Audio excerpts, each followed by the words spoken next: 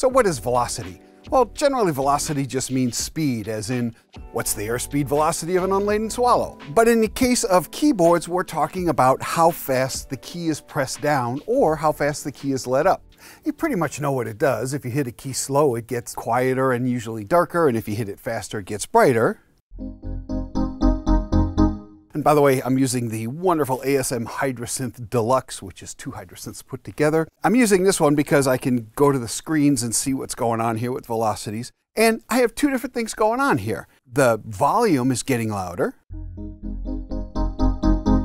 and it's getting brighter. So now let's talk a little bit about the mechanics of what's really going on, because strangely, that will actually help you play velocity-sensitive keyboards better. A lot of people think that hitting a keyboard harder is what makes it louder and brighter, and that's kind of true on a piano. I mean, you're basically taking a hammer and throwing it at a string. And so the harder you hit the key, obviously the harder this is going to hit.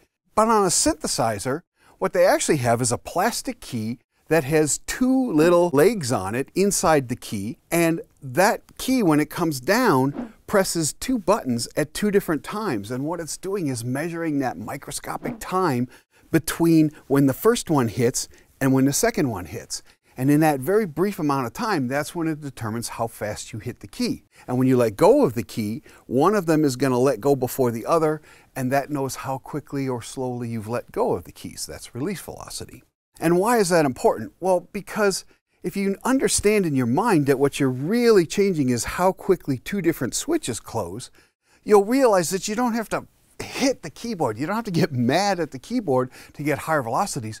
You just play quicker. So watch, like I'm going to do this from slow to fast, and you'll see I'm not hitting any harder, just faster.